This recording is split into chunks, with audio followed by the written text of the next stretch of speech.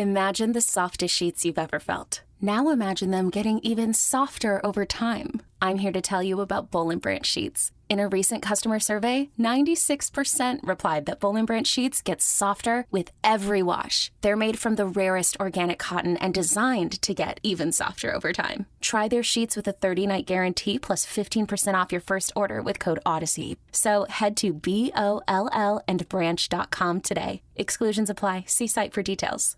If you're in the market for investment-worthy bags, watches, and fine jewelry, Rebag is the answer. Rebag is a luxury resale marketplace where each piece is carefully vetted and verified by experts to ensure quality and authenticity. If you're in the market, use Rebag to buy and sell finds from the world's top brands, including Hermes, Chanel, and Cartier. Head to Rebag.com to get 10% off your first purchase with code REBAG10. Shop today at Rebag.com. That's REBAG.com. And use promo code REBAG10 for 10% off your first purchase.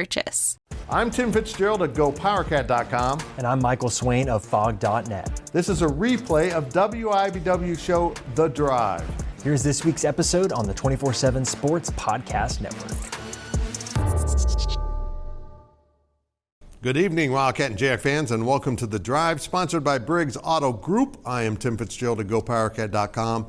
And the man across the studio from me is Michael Swain of Fog.net, a friend I didn't get to see yesterday because I have been sick, Michael, and I'm doing this show hopped up on cough medicine. Well, Fitz, I appreciate you keeping your distance here, too. That's the last thing I'd like this week is to get sick. I'll probably just start hacking in the middle of the show. It'd be very fun. You can interact with us on social media at Facebook.com/The Drive Show, on Twitter at The Drive 13, and of course, answer our weekly poll question and make your game predictions on our Twitter page. And remember, if you ever miss an episode of The Drive, you can listen to an audio-only version that will appear each Monday morning in the form of a podcast at both GoPowerCat.com and Fog.net, if we remember to do it, which we will. We will start things off with our 2-minute drill. The first segment of the 2-minute drill is sponsored by Vanderbilt's Your Work Boot Center. Kansas State escaped Lawrence with a 31-27 victory over KU on Saturday night. Fitz, what was the difference in the game that helped the Wildcats win their 15th straight? Boy, it was you look at it this way, both teams scored 4 touchdowns. So what it came down to was what happened on extra points. Special teams, ironically, is what did KU in so many ways here. You go back to that touchdown where Kansas State blocked the extra point. Not only do you take one away from Kansas, but Keenan Garber, a Lawrence kid, picks up the ball and runs, whatever yardage it was, for a 2-point conversion. That's a 3-point swing in a 4-point game. That means towards the end of the game, when Kansas is trying to score a touchdown, a field goal would have given them the lead if they had hit that extra point.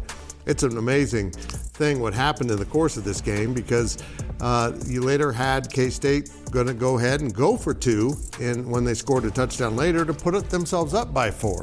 Again, if K-State doesn't convert that 2-point conversion, which technically is special teams but it's not, then it's a 2-point game at the end in case you can kick a field goal. But K-State was able to get it into the end zone and stretched out that lead. And then just when it looked like KU might have an opportunity to get a possession inside K-State territory, a muffed punt by the Jayhawks gave K-State the ball back. It wasn't that clear cut. There was a lot of ebbs and flows in this game, Michael, but it really came down to just a few things. A dropped interception here and an interception thrown with a nice pick at the end of the game by the K-State secondary. It was that kind of game. Literally flip a play, flip the outcome. And K-State has played a lot of those games this year. And honestly, this is the first time they've come out on top of one of those. Every loss has been flip a play, flip an outcome, but K-State's lost. This time they came out ahead, and a big reason why was the sheer determination of Will Howard, who did not play particularly well, but he refused to lose that game, as did as many Kansans on that roster for K-State. The game was very important, but for the first time in a long time, Michael, this was a competitive, fun game that went down to the wire. I'll hit on that in the next segment, Okay. But I think for me, I think about Bill Self. I mean, he talks about it all the time. There are games you're going to play your best, blow the team out. There are games you're going to play meh, and you'll win. And then there are games you're going to play really bad for 3 quarters or, 30 minutes of the game and come out on top. And that's what championship teams do, and that's exactly what Kansas State is and what they did on Saturday. You just got to find a way to win. And as we just covered, KU blew an 11-point lead in the second half against K-State on Saturday. Michael, where did it go wrong for KU in that half? Yeah, I think you hit on those big moments right there, Fitz. I think I look at special teams, right? And this, for a minute there, felt like the competition of which team wanted to make the worst special teams play, right? K-State's punter did not have a great game. Kenny Logan had a great kickoff return to set up KU with really good field position, but a muffed punt. It's back-to-back seasons now where a muffed punt has swung the momentum in this game. Last year it was O.J. Burroughs fumbling inside his 10-yard line, and it set up a K-State touchdown. This time it set up the game-winning score for Kansas State. I think on one hand, Fitz, you can look at this game and say, hey, KU is so much more competitive in that. And I think that is one thing you can point to as a trajectory of the Kansas program. Lance Leipold will tell you he's not in the moral victory business, he's in the results business, and Kansas did not get the results. And you look at the offensive performance for KU, Fitz. KU scores at the beginning of the second half after really well executed play for Mason Fairchild, gets him inside the red zone. KU scores a few plays later. Well, KU didn't score again. And what was the big difference? Well, K-State really buckled down on first and second down, where in the first half, KU's facing 3rd and 2, 3rd and 3, 4th and 2. Second half, 3rd and 13, 3rd and 15, 3rd and 12. It's really hard to convert on 3rd and long consistently, Fitz, when you got a freshman quarterback who's in his first start of his college career. And K-State decided they were going to make Cole Ballard beat them, and Cole Ballard couldn't consistently, which is understandable. But it's one of these situations where you look at the adjustments that Kansas State made to what I think was an incredible game plan for Kansas. You saw them pull out the Wildcat with different quarterbacks. You saw Cole Ballard make some big throws in the first half. But when Kansas State made that adjustment, KU did not have the ability to pivot to another thing because they had already played their cards. So for me, I look at this game, Fitz. It's positive for Kansas that they're able to be competitive in this game, make it a coin flip game, because you look at the other coin flip games that K-State's lost. It's Missouri, a ranked team, Texas, one of the best teams in the country, and KU. Not a bad group to be with. But again, this is a results business. Kansas did not get the result. I just want to give a shout out, though, to Andy Kotelecki, who was absolutely brilliant in his scheming against that K-State defense, covering up the fact that they had some issues at quarterback and taking so much pressure off the young kid, he could relax and play, and he played pretty well. Yeah. Just one late interception really was painful for KU. Exactly. Well, finally, Fitz, with the win for K-State, we get some clarity as it pertains to the Big 12 title game tiebreakers. So, Fitz, walk us through everything that's been going on here, because it's been hard to follow. Okay, so if you're listening on audio, I just took my glasses off. Now I can't see a darn thing. So originally the tiebreaker rules posted on the Big 12 site indicated that if there's a 3 or more school tie for a spot in the game, you go to the round robin. And if a round robin's not complete, you move to item 2, which is the round robin against the highest ranked team everyone played. So K-State would have won that. But they claim they didn't mean that, and they left out that if the round robin doesn't exist, but Oklahoma State, in this case, had beaten both the teams, even though Oklahoma and Kansas State hadn't played, Oklahoma State should have won. Now, they've tried to claim it was a clarification. It was a change, but it is the right way to do it. Now we're wondering, as we get into this, have they figured this out yet? Because if Texas loses and Kansas State, Oklahoma, and Oklahoma State all win, and look, Texas probably isn't going to lose at home to Tech, but if they do, you got a 4-way tie, and there's now confusion about how that shapes out. Oh, no. Because you don't have a round robin, you have to move to criteria 2, and Kansas State and Texas went 2-0 against what would be criteria 2, games against Kansas and Iowa State. Okay? But there's a feeling that only decides the first team, which would be Texas. Then you move on, and K-State gets eliminated at that point. It doesn't make sense, and I'll be interested to see what happens if we get to that, but let's be honest. At this point, K-State has missed its opportunity. They either need that to happen, Texas to lose, or they need Oklahoma and Oklahoma State to lose, which isn't happening either. So in all likelihood, K-State will not be defending its Big 12 crown, even though it's going to be in a tie, possibly with 2 other schools, to be in that game. It stinks, but the rules are now clear-cut. They changed them, but they're clear-cut. So K-State will in all likelihood be out.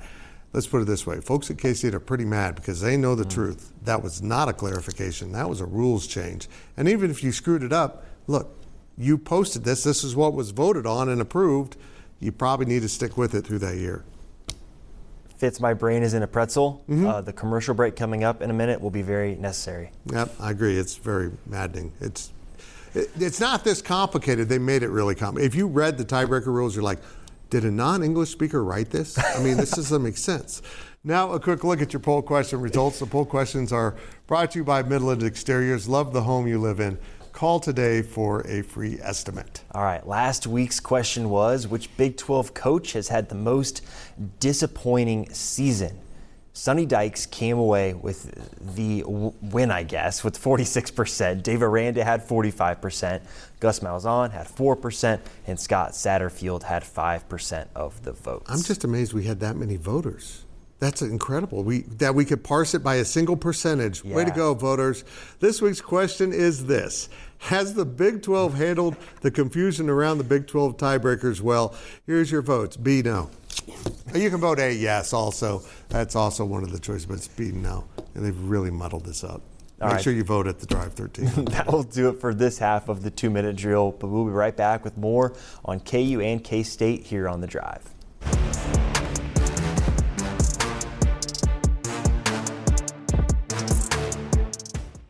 Selling a little or a lot?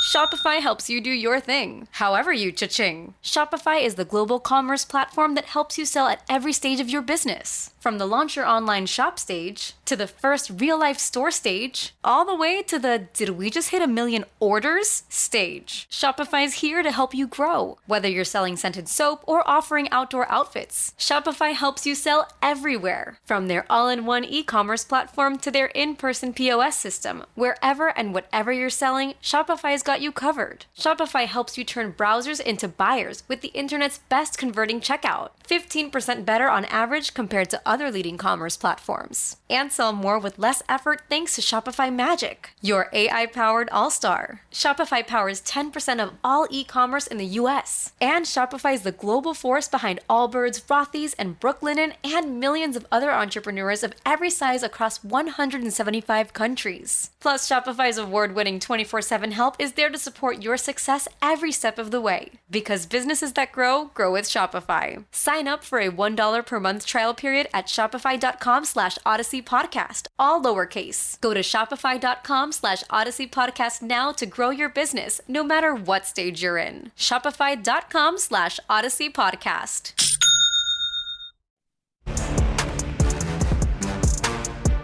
Welcome back to The Drive, fueled by BriggsAuto.com. Welcome back as we continue our weekly 2-minute drill. Michael took a little nap in the break to reset his brain. I coughed. This segment of the 2-minute drill is sponsored by Copeland Insurance Agency, part of your community for more than 60 years. All right, Fitz, K-State went 1-1 in the Bahamas Championship, beating Providence on Friday and losing to Miami in the championship game on Sunday. So give us your early season assessment of Jerome Tang's Wildcats. Well, this is a really incomplete team right now, Michael, in the fact that they are missing 2 key components in Naquan Tomlin and Quez Glover. And what we've seen from this team is when you drop below that 11 number, they have to get kind of creative. Well, they look pretty good against Providence. Providence is a good team, and I think Kim English is going to be a superstar coach. He was next on my list after Brad Underwood, Jerome Tang. It was Kim English. That's who I wanted at K-State because I think he's going to be brilliant as a coach.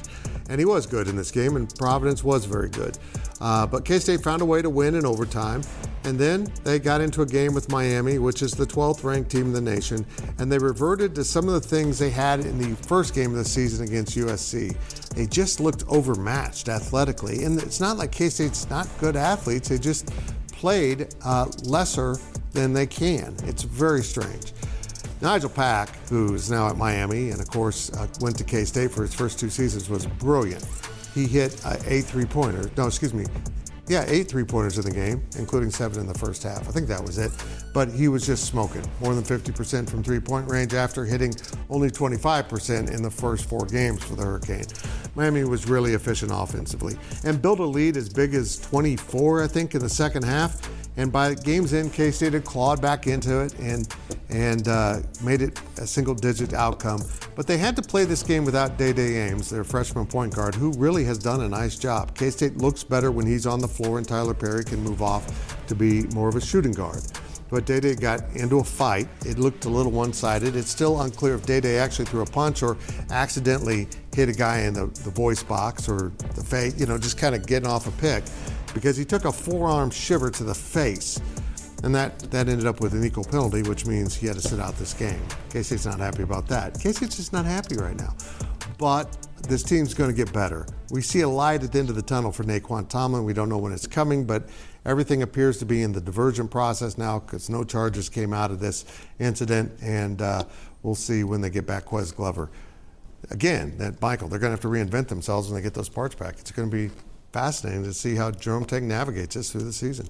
Yeah, this is a team that it's going to have to grow into the season, like you said, Fitz. Like, the team we're seeing right now is not what we're going to see when KU and K-State face off on Big 12 play. And I think that progression, right, how they get there is going to be really interesting to watch. Yeah, and they've got to play better defense. I mean, 91 in this game was just way too much.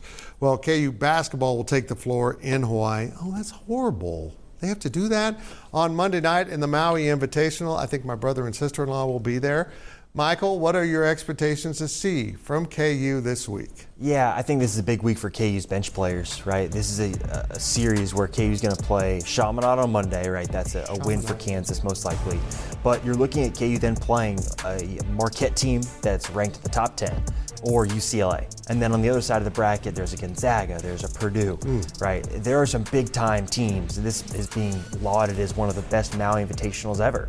And KU needs its bench players to step up, and KJ Adams will most likely not play on Monday night after the passing of his mother over the weekend. And this is now the opportunity for someone like Johnny Furphy potentially to step into the starting lineup and make an impact. You saw last week against Kentucky, guys like Johnny Furphy, Elmarco Jackson, Nick Timberlake looked way out over their skis. Bill Self said they were going to be out there in the water without their floaties on, and if we're using that metaphor, they probably drowned. They were not very good, and this is a Kansas team that we know what they have in those four guys. Juwan Harris, Kevin McCullough, KJ Adams, and Hunter Dickinson. You know what you're getting from them every single night, but it's those role players that can help elevate this team to the heights that I think Bill Self and people around Kansas feel they can reach. And so it's going to come down to those guys during this 3 games and 3-day stretch being able to be on the floor, be serviceable, play with a free mind, because in this Kentucky game, you saw guys like Furphy thinking too much. Elmarco Jackson hesitated on multiple 3-pointers, and Bill Self would say, hey man, we trust you to be out there. Shoot the ball. Go make plays. Do what we recruited you to do. And so this is going to be a progression, I think, for Kansas that'd be really fascinating to watch, right? Hunter Dickinson is going to put up some insane numbers this year. Juwan Harris and Kevin McCullough are going to be some of the best defenders in the Big 12. KJ Adams is going to have another really strong season, but again, it comes down to what these guys can get you off the bench, because in Big 12 play, in some of these big games against big teams, they're going to go after your weak link, and that weak link has to be able to hold firm, and that's what's going to be so huge for these guys this week, is being able to figure out who that guy is. I don't know who it is, and that's what we're going to learn over the next couple days. Hawaii, it's so rough. Bahamas, Hawaii, I mean, come on. These poor kids. On a serious note, my thoughts, my prayers go out to the Adams family, because, as someone with cancer, losing a family member with that, it's just awful. So hang in there. It's not easy, man. Not easy. And now we step out of bounds. Out of Bounds is brought to you by Darrah's Corner Market. We love local, and we are local for you. Well, the Abolition Bowl marked an end of an era's final game at David Booth Kansas Memorial Stadium in its current state. Michael, how do you think that the school should handle games during this renovation process? Yeah, Fitz, it's going to be really interesting, because demolition is supposed to start in December at some point in time. Maybe, we'll see when that actually happens. But this is a tough decision now for Kansas, where they've got to figure out, are they going to sacrifice a home field advantage next season, because the west side of the stadium will be torn down in addition to some of the North Bowl? Are you going to sacrifice the environment that you're playing in for that, to play in Lawrence? And look, there are a lot of businesses that can use the financial boost of college football games on Saturday in Lawrence. That is very important and something that has to be taken into consideration. But purely from a football sense, maybe playing a game or two at Arrowhead in Big 12 play. Maybe that is a method that Kansas can use to find a balance of having a home field advantage while also supporting the important businesses in the community of Lawrence that I think really does deserve to continually have quality college football be played at David Booth Kansas Memorial Stadium. Well, this will be an interesting problem because eventually K-State's going to have to renovate Bramlage Coliseum, which might cause a season when they're having to redo the entire west side, ironically, of the arena, and the same thing holds true. You can't just go on a tour around the state of Kansas. A lot of businesses will suffer in your community that bank on that tourism. It's interesting, and just right when they get a home field advantage, the home field goes away. So we'll see if it survives that. Well, now let's hear from the fans. Our fan question is sponsored by Medlark, retirement away to Manhattan, where you can live your way every day, and I'm ready to do that. Our fan question this week is, why are Lance Leipold and Chris Kleiman mentioned for every stinking job opening? I think I added a word there. When both have said they are happy in Kansas. Michael, give me your thoughts first. Thank you, Jennifer, for the question. Yeah. To quote Mark Mangino, $signs. Yeah. That's my take. Yeah, you know what? These are two great coaches. Yeah. And they will be brought up on wish lists all over the place. But I don't think either one of them are going until the right upper Midwest job comes open. Not just a job, the right one. And actually, I think at this point, neither one of them want to leave. I think at KU, you might be worried about Andy Kotelecki a little bit, but for now, I think both head coaches are sticking around. I totally agree. And I'll be fascinated to see how many more names or jobs that the two head coaches are linked to, because there are probably more coming. So remember to ask us your questions on our Facebook page and on Twitter at The Drive 13. When we return, we will look at our predictions here on The Drive.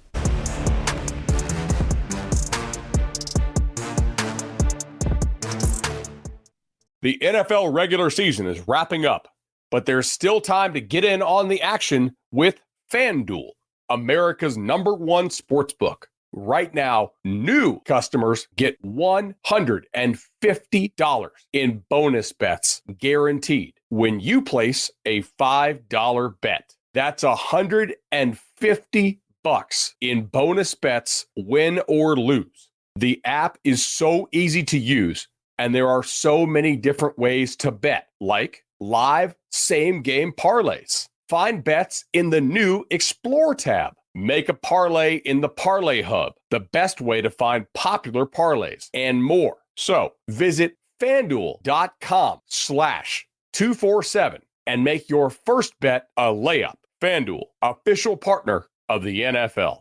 Must be 21 plus and present in Arizona, Colorado, Connecticut, Iowa, Illinois, Indiana, Kansas, Kentucky, Louisiana, permitted parishes only, Massachusetts, Maryland, Michigan, New Jersey, New York, Ohio, Pennsylvania, Tennessee, Virginia, West Virginia, or Wyoming. FanDuel is offering online sports wagering in Kansas under an agreement with Kansas Star Casino, LLC. First online real money wager only. $10 first deposit required. Bonus issued as non-withdrawable bonus bets that expire 7 days after receipt. Restrictions apply. See terms at sportsbook.fanduel.com. Gambling problem? Call 1-800-GAMBLER or visit fanduel.com/RG in Colorado, Iowa, Michigan, New Jersey, Ohio, Pennsylvania, Illinois, Kentucky, Tennessee, and Virginia. Call 1-800-NEXT-STEP or text NEXT-STEP to 53342 in Arizona, 1-888-789-7777, or visit ccpg.org/chat in Connecticut, 1-800-9-WITH-IT in Indiana, 1-800-522-4700, or visit ksgamblinghelp.com in Kansas, 1-877-770-STOP in Louisiana. Visit mdgamblinghelp.org in Maryland. Visit 1-800-GAMBLER.net in West Virginia, or call 1-800-522-4700 in Wyoming. Hope is here. Visit gamblinghelplinema.org or call 800-327-5050 for 24/7 support in Massachusetts, or call 1-877-8-HOPE-NY or text HOPE-NY in New York, or visit oasas.ny.gov/gambling. Standard text messaging rates apply. Sports betting is void in Georgia, Hawaii, Utah, and other states where prohibited. Welcome back to The Drive, fueled by BriggsAuto.com. Well, it is time to head down the home stretch of this week's show, and now let's take a look at our predictions. The predictions are brought to you by Kites, meeting your friends at Kites since 1954. Remember to make your weekly predictions on our Twitter page at The Drive 13. Here are last week's results. Somehow I went 2-1. I'm not sure how. The fans and Michael both went 1-2. Nope. So now I'm in charge of these picks. Let's start with this one. K-State plays host to Iowa State. This number shocked me. 11.5 points. K-State's a favorite. Does K-State win by 12 or more? Michael. No, I'll take Iowa State to cover the number. I reluctantly say yes. This could be a really close game. Next is KU at Cincinnati. KU is a 3.5-point road favorite. Fitz, I like KU to get their 8th win of the season and do it by more than 3.5 points. I do too, but I'm going to pick Cincinnati just because KU threw so much at the window here. Maybe there'll be a letdown. I'm going to stick with another home team. And our last game of the week is Texas Tech at Texas. UT's a 13.5-point favorite, so a 2-touchdown favorite. They have not been blowing people out. They have played 3 straight weeks of close games. Do they win this by 2 touchdowns or more? I'll take Texas Tech. It strikes me like an Oklahoma, right? Right. They're playing around with their food, then they lost to KU. I think this might be the time for Texas Tech. Yeah, well, here we go. I'm going to take Texas because I'm not very smart and I'm on cold medicine. Again, make your picks on our Twitter page at The Drive 13.